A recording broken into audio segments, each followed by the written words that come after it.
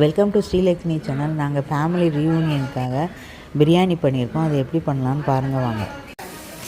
வெங்காயம் golden brown வந்துட்டு mutton போட்டாச்சு. 4 kilo unity rice, 5 kilo mutton, 1 litre gold winner oil, 1/4 kilo நெய். மிளகாத்தூள் அது? ஆமாம். மிளகாத்தூள் வந்து பூண்டா போட்டிங்க. பூண்டு அரைச்ச பூண்டு போட்டார். தனியாக இஞ்சி போட்டிருந்தார். இஞ்சியும் தனியாக இஞ்சி அதெல்லாம் அங்கே தனியாக கலந்து வச்சுருக்கார். புதினா கொத்தமல்லி எல்லாம். இதுக்கு தேவையான அளவு உப்பு, மலைச்சாரல் போல உப்பு. சொல்லுங்க ஐயா. அதேதான். கைப்பிடிதான். அவ்வளோதான். 4 கை போட்டுக்கிறேன். இதில் இஞ்சி, தயிர், கொத்தமல்லி, புதினா, பச்சை மிளகாய், தயிர், தக்காளி. தக்காளி எவ்வளோ? 1 கிலோவா? எவ்வளோ போட்டிருக்கீங்க? இது 2 கிலோ தக்காளி போட்டுக்கிறேன். 4 கிலோ சாப்பாடு. 4 கிலோ அரிசிக்கு 2 கிலோ தக்காளி.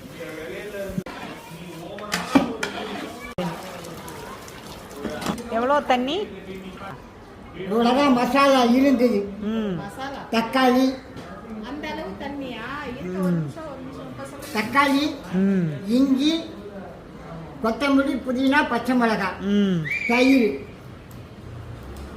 சட்டியில் இருந்தது 4 கிலோவுக்கு இவ்வளோதான் கணக்கு. அதுக்கு தகுந்த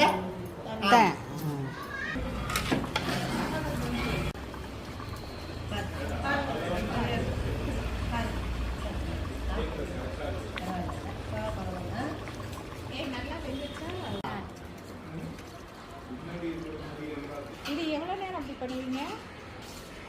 அரிசி நீண்டுடுச்சு அப்படின்னா எடுத்துருவேன். மட்டனாக இருந்ததுன்னா 1 கிலோ 2400 ரூபா. சிக்கனாக இருந்ததுன்னா 1200 ரூபா. கத்திரிக்காய் பச்சடி, தயிர் பச்சடி, ஸ்வீட்டு. 10 கிலோவாக இருந்தால் ஸ்வீட்டு. பகல் சாப்பாடாக இருந்தால் 5 பேர் 6 பேர்.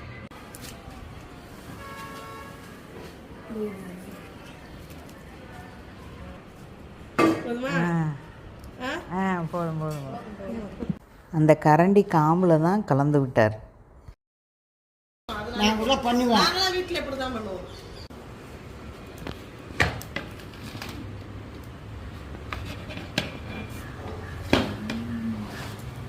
கமெண்ட்ஸ்ல கிழிச்சிட்டீங்க மேடம். சூப்பர். பிரியாணி எப்படி இருக்கு? அருமையா இருக்கு. பஞ்சு போல வெந்து நல்லா இருக்கு.